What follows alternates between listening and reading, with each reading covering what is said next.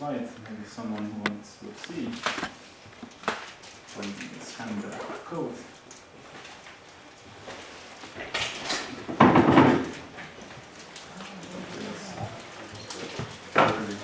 This is also interesting.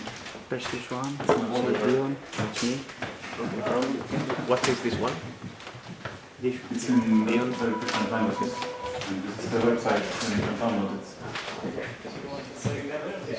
Yes, it's important nowadays.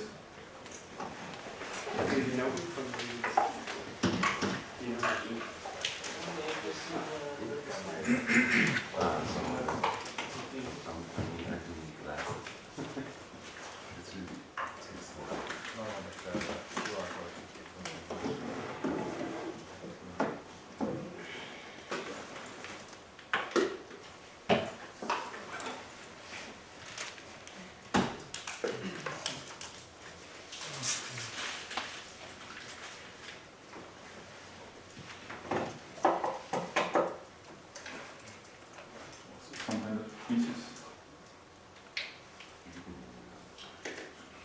Yes. Just out of curiosity, why aren't you using the university email account? You're using the Gmail email account. Yes, because my university has a policy that they will cancel my account when I finish the university.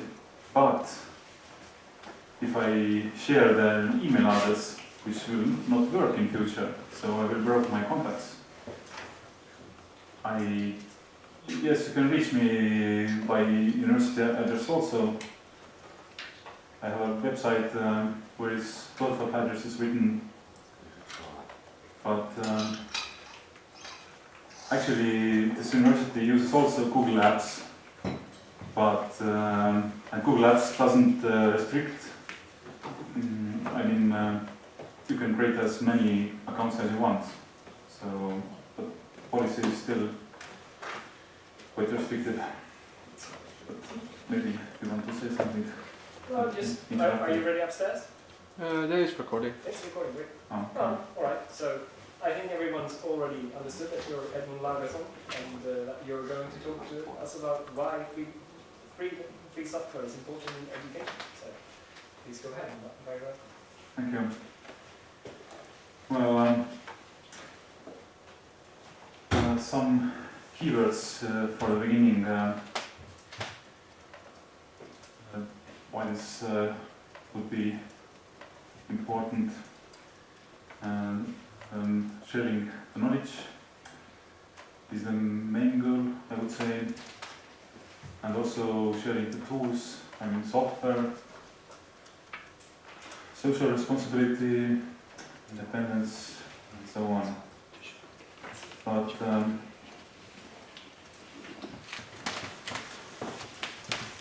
where this all comes from. So this is one picture which describes probably the situation now in the software market. And unfortunately, most of the schools are teaching the proprietary software. In this reason, because the Microsoft is dominating, and I'm trying to explain why is it bad. So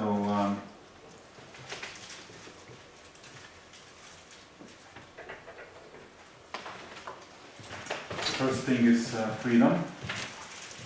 So the free and open source software respects the freedom,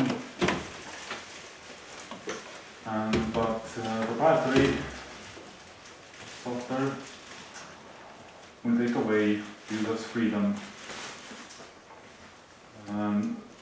And the reason is that those licenses which comes with the proprietary software will not allow you to share the software. And this way people are left divided and helpless. And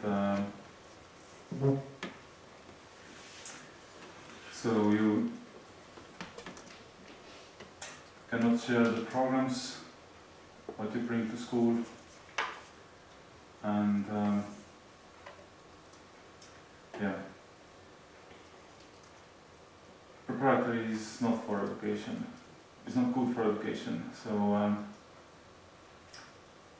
I explain a little bit those freedoms that we know related with this free software. Freedom 0 means that you can use or run the program for any purpose, for educational or business purpose. And Freedom 1 means that you can study the source code and change it. And Freedom 2 means that you can help anybody, because you can distribute the exact copies, and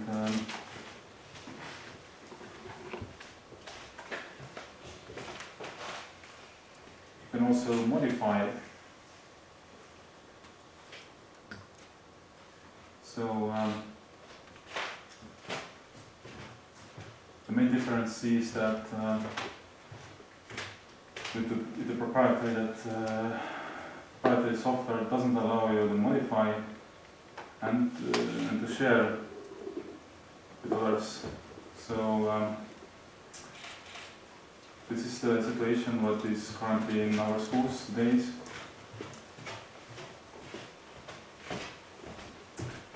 And actually, that is much more than just this sharing freedom. There's actually this social machine around the software. So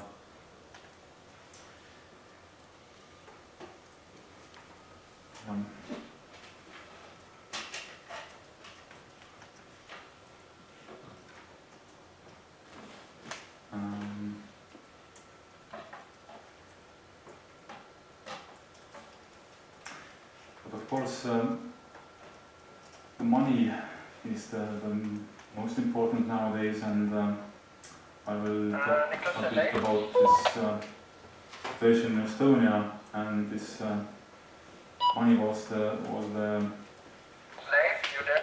most important thing which started this process in our society. But yeah, companies are sharing the software at free or maybe small amount of money to ensure the future users and clients. But I would say that schools must not accept such malicious plan to make future clients using the taxpayers' money. So yeah, it's actually in Estonia we have in national curriculum already requirement that schools must teach at least 2 separate platforms. In next of Microsoft one, also Linux, for example. But of course, in the time when this curriculum was compiled, we didn't know that Microsoft has such great plans to increase prices also in Estonia. But I will talk it a bit later. So it's not only Microsoft, but also other companies. For example, Siemens is sharing their Solid Edge for free, but in future you have to pay. So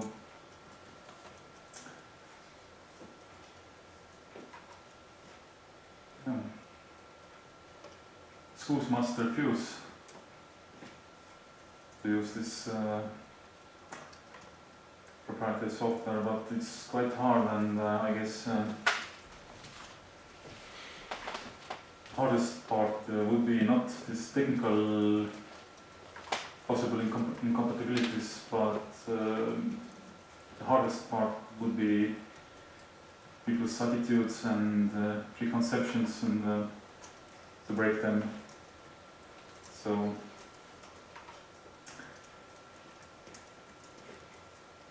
but I would say that if we finally can teach also free software at schools, there will be a generation of students who are familiar with free software and probably not familiar with proprietary software. So it's depending on what we teach at schools. So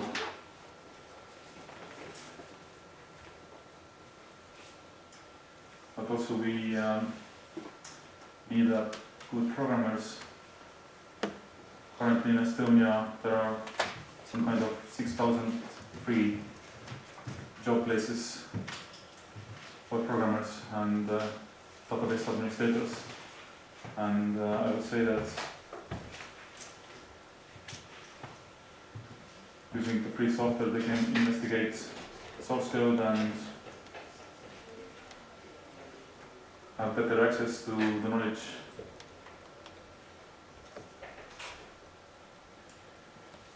And this process has already started actually in Estonia.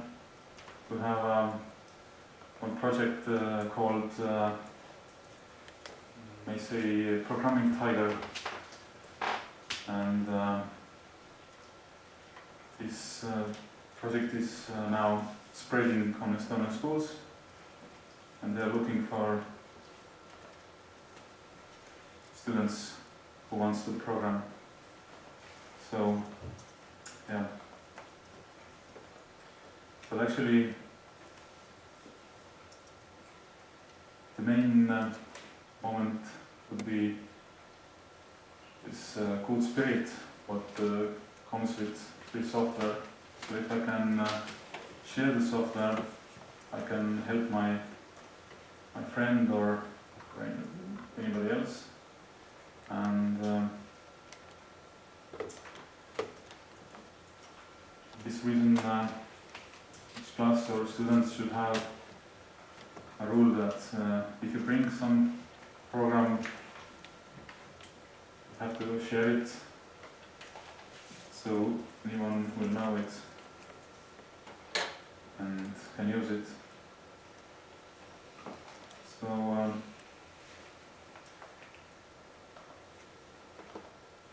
yeah. Actually, this migration process is starting in Estonia, and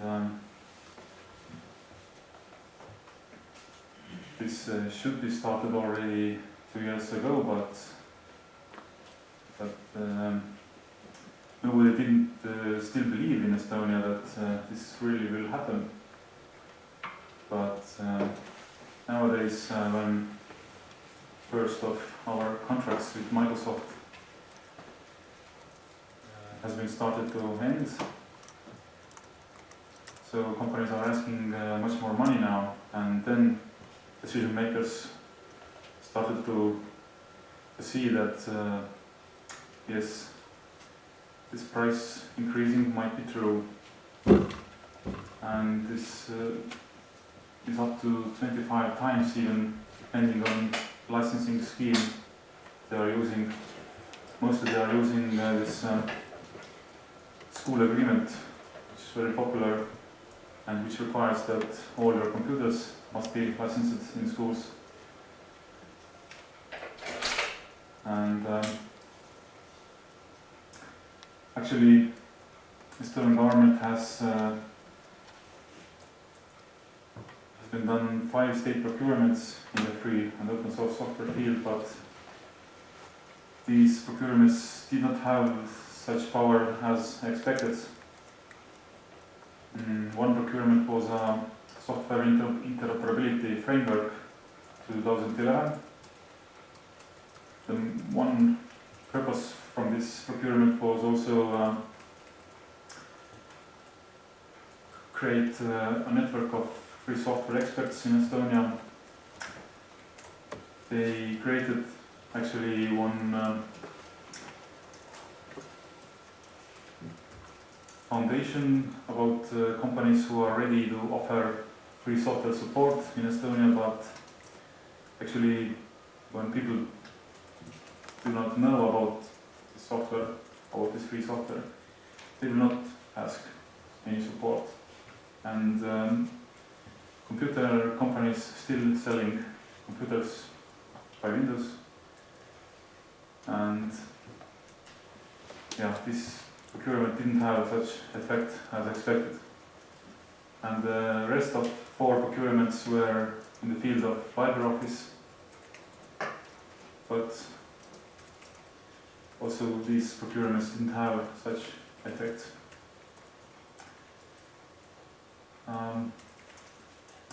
In this year, in Estonia, we finally started to discuss about which opportunities we can have, and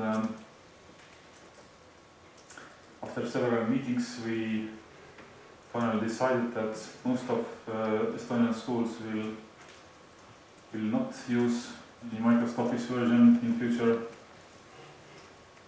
and we also try to switch as much as possible computers to Linux. But we have a couple of projects in Estonia which are depending still on Windows-based software.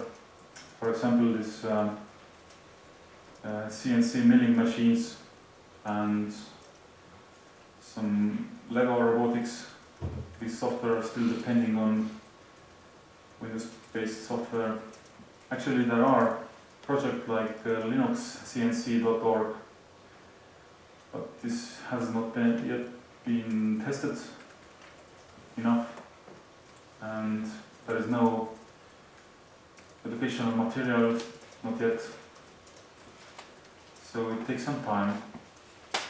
There is also a solution for Lego robotics. It is possible to use this compatibility layer called Wine to install this Windows version of Lego software under Linux. But there is need also to use one small Python-based program to transfer this program from computer to the Lego robot. So it's not as comfortable as in Windows, but it's possible. But yes, the most important incompatibilities are people's attitudes, which is quite hard to break. And also knowledge. For example, a lot of people are trying to change and save those Office OpenXML files with LibreOffice, which is wrong. And they don't understand why I cannot work with .gix format in LibreOffice. And I'm trying to explain and teach that you have to choose open document formats for that. And actually, we have interoperability framework in Estonia, and one part of this is also talking about file formats we should use in public sector in Estonia. And there is written that if you need change or edit files with many sites, then you have to use open document formats, and if you need just send files someone, you have to use PDF. So, and we now are planning to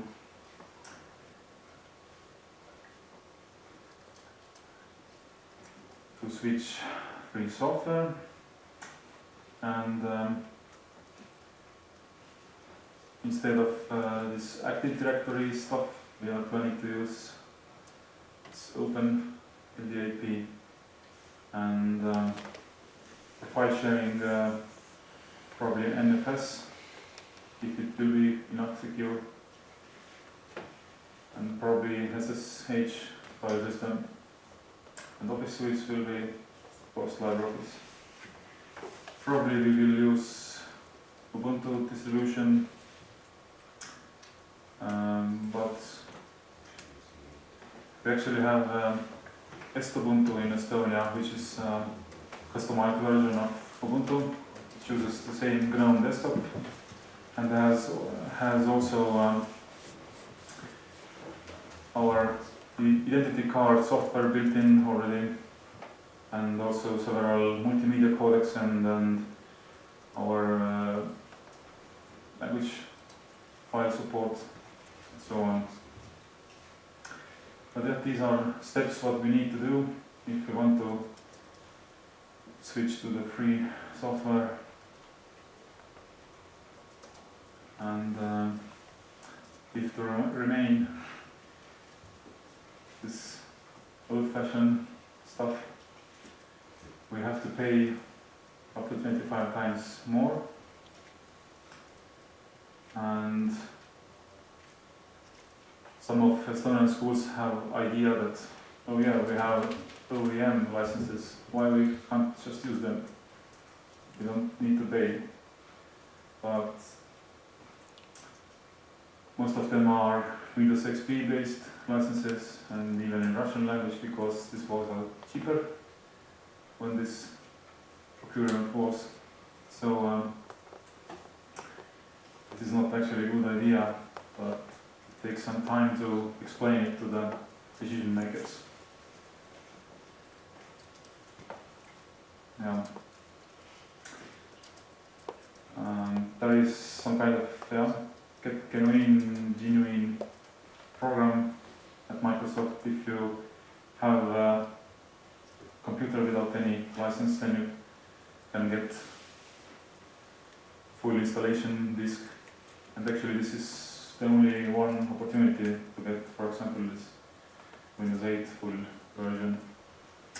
But we will then remain in this vendor lock-in circle and other problems what we have nowadays with this proprietary software, and it's good time to move on and get out from those problems with malware and vendor lock-in and so on. Now I gave some rough calculations. In our capital city in Tallinn, we have approximately 204 educational institutions and approximately 7,000 computers. And if to switch fully, if to stay fully to the proprietary software, so we need to pay every year instead of 20,000 up to 360,000 euros. So for Estonia it's quite expensive, and actually this Tallinn city government, our capital city government, doesn't have such money. So there are some calculations in Estonian prices. So if to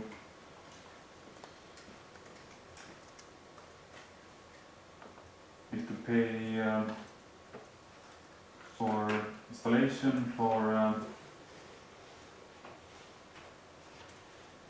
per one school, it makes approximately 2,800 euros. If there are 80 computers, for example, and for all Tallinn schools goes approximately 224,000 euros. It's just for installation, I mean for Linux installation. all computers. And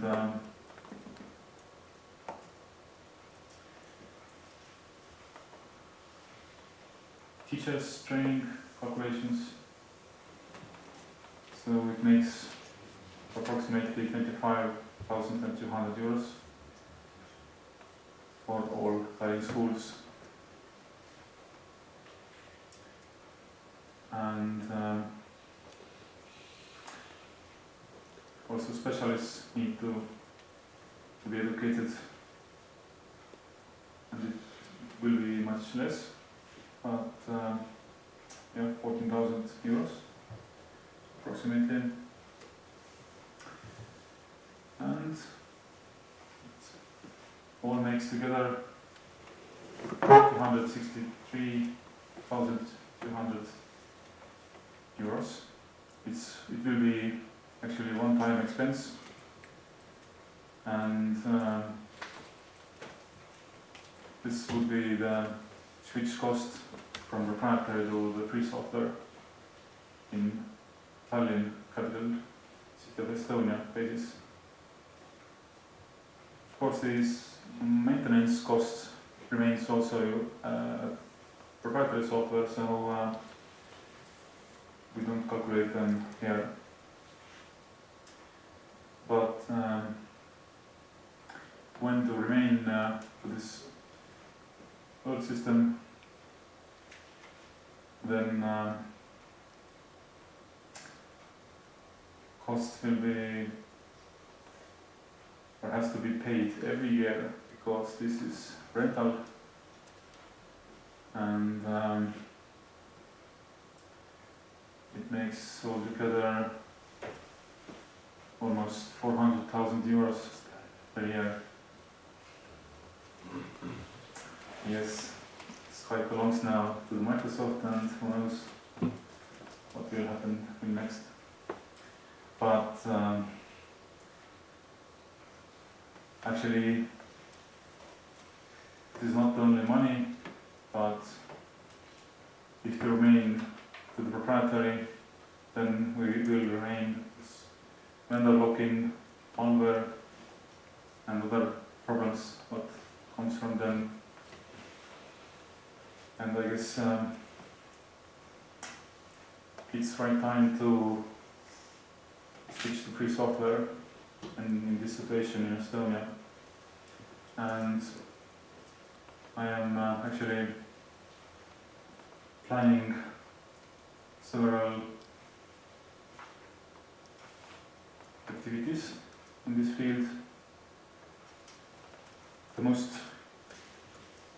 important problem what our decision makers in Estonia claims that there is no institution where to ask support for the free software. And in this reason, I and a couple of other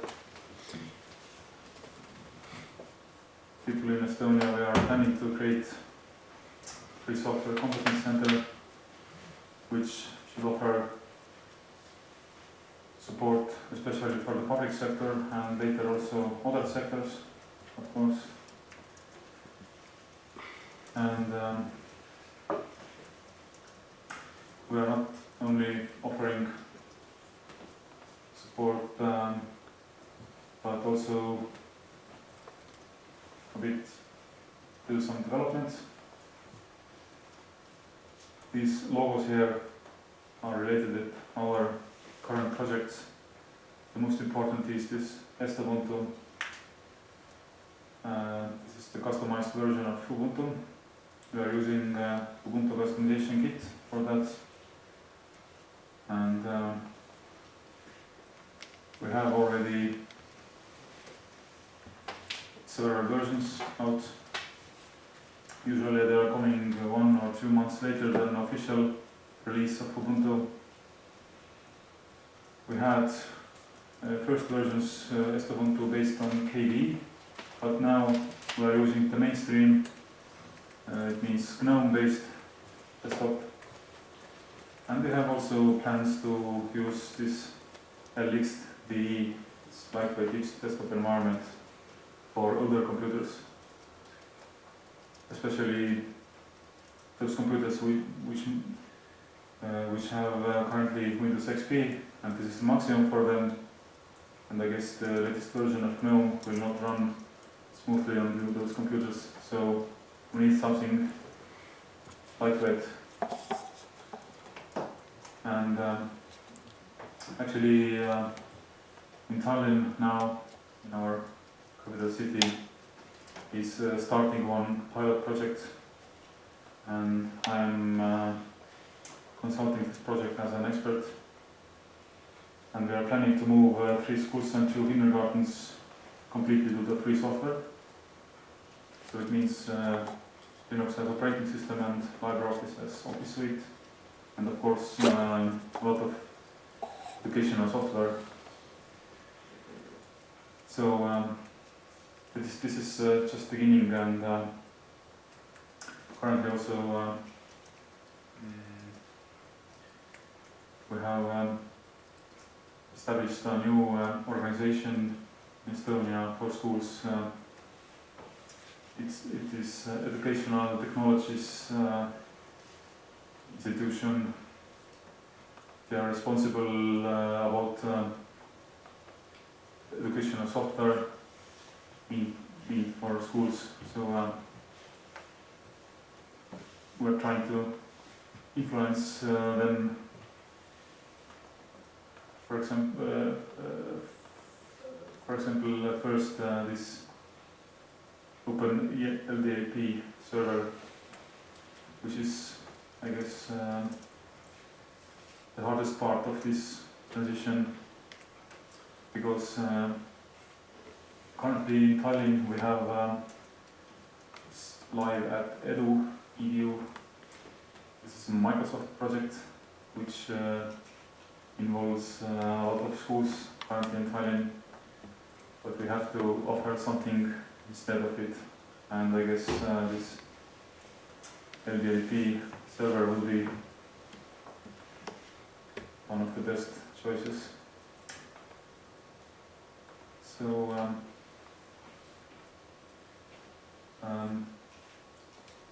I am actually working in one gymnasium in high school, and in my school currently we are planning to switch some kind of 75% of computers to Linux, and this is quite a hard decision, because most of teachers are in older generation, and it's quite complicated then to learn something new, but it's possible, and I'm really trying really hard I'm doing really hard work about that, and to convince them and show them that your working speed will not decrease if you use free software. And I actually started also translate, for example, one LibreOffice extension, DMAT. Perhaps someone heard about that, into Estonian, because this extension is mostly in French language, because there are French mathematicians behind that. But our Estonian teachers doesn't understand French,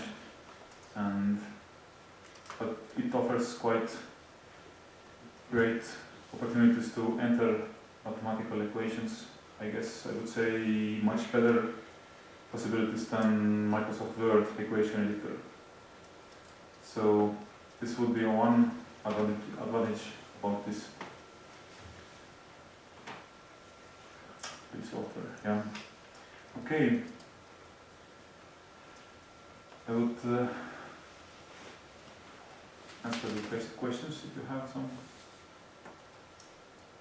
So yes. there is very little time for questions, so perhaps one question at the most, and then we have to cut this short.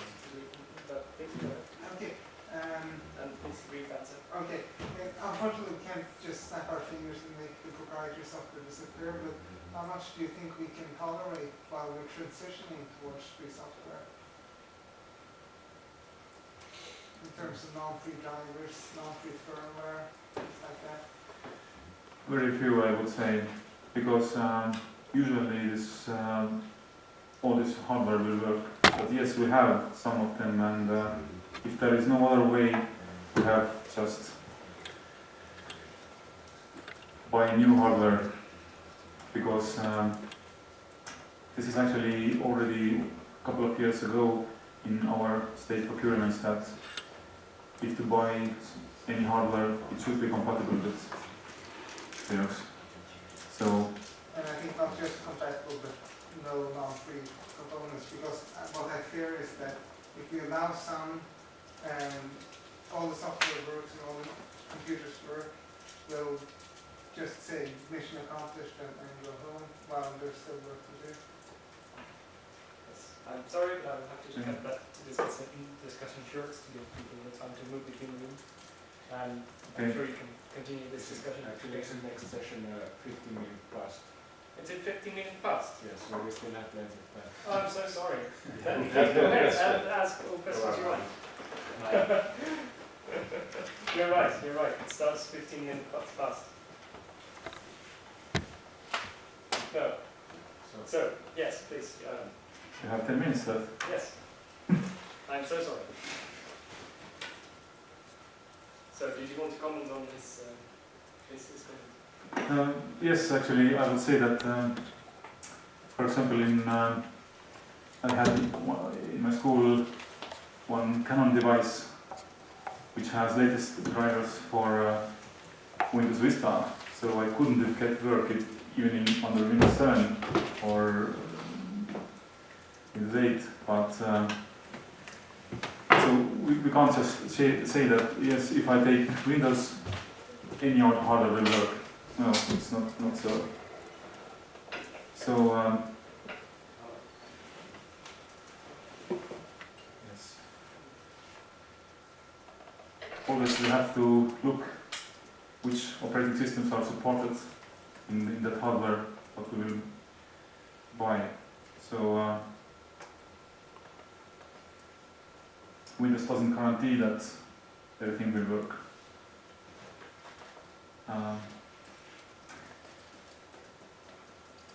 Actually, I can show some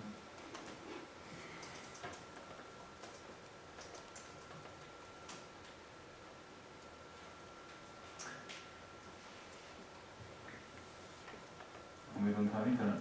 Okay. So I would be interested in knowing if there are any plans to move Ubuntu to Libre kernel, for instance. For The Linux Libre kernel, which contains no non-free firmware.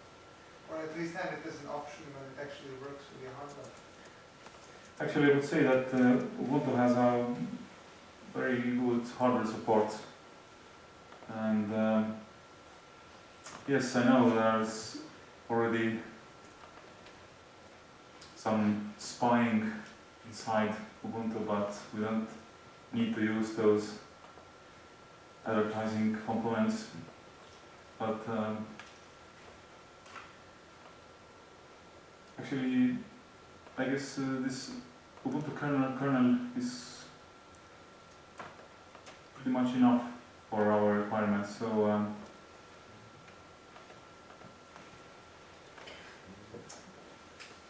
So there's no talk about removing any of the non-free components in the kernel? It's possible, but at least we have to find some developers, some hackers to do that. You can talk to Ruben Rodriguez of the Trisco project. He'll tell you everything about the process of removing blobs from Ubuntu. He maintains the Trisco distribution, which is Ubuntu without any proprietary firmware in the kernel. Okay. So I believe that Mats was first, and then we Kenneth. something like Kenneth, yeah. Okay, so I was, you said a little bit about in the talk, but I was still interested in what were the most effective arguments to convince other people. I guess maybe the cost but did you also, I mean, for example, in some countries there is larger budget for these things, so they will just buy the Microsoft things. But of course, that money could be used for, you know, hiring more teachers or anything. I'm kind of interested. What was the best, most effective arguments you used to convince people who were not like into free software from the start? We have to get out from this vendor lock-in circle, and also malware is mostly for Windows. So in my practice, almost 15 years, I never met any virus under Linux. I know some instructions in YouTube how to get virus to Linux, but yeah. If people want just work with computers and not spend time to virus checking and malware checking and so on, then and to be sure that the document I create can be opened by others as well. For example, this incompatibility between Microsoft Word 2013 and 2010 already disturbs people quite much, but they still doesn't listen to me that there is another Office suite out there which doesn't have such incompatibility, and they even try to edit ODT files, I mean these open document text files with Word, and they are wondering that why something is messed up, and yeah.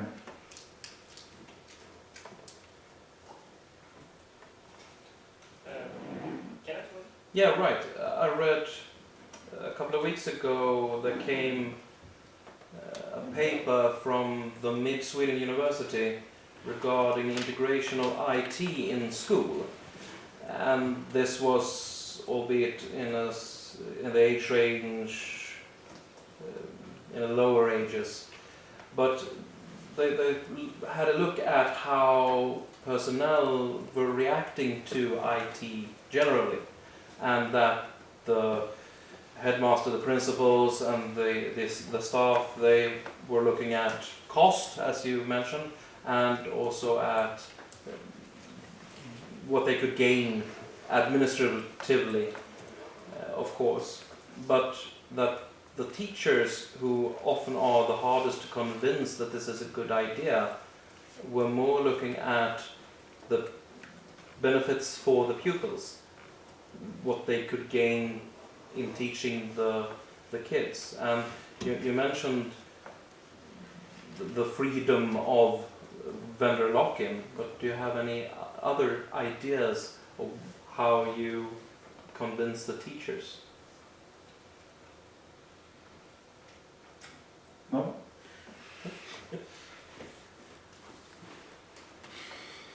Actually, teachers doesn't care much about this software what they have in school computers. All right, fair enough. As much because they will not pay anyway for that. But they clearly understand that the software takes some money, and school doesn't have that money, so they have to learn that software what school will install onto the computers. But I would say that, for example, this DMath extension to the LibreOffice has much better possibilities to enter equations and even some graphics, stereometrical graphics, which this Microsoft Word equation editor doesn't have. So I climb to better functionality of free software, and also better compatibility between different computers, different users, I would say, if all these users will use LibreOffice as their Office suite. Then we will not have such problems between different versions like we have nowadays between different versions of Word. So this all means that you will have more time to work and not struggle with this incompatibility issues. So, and yes, the malware thing, that you have less risks to lose your work. So these are the main arguments, I would say. Fair enough. Thank you. So, I guess that's it for this session. Let's thank Edmund for this talk.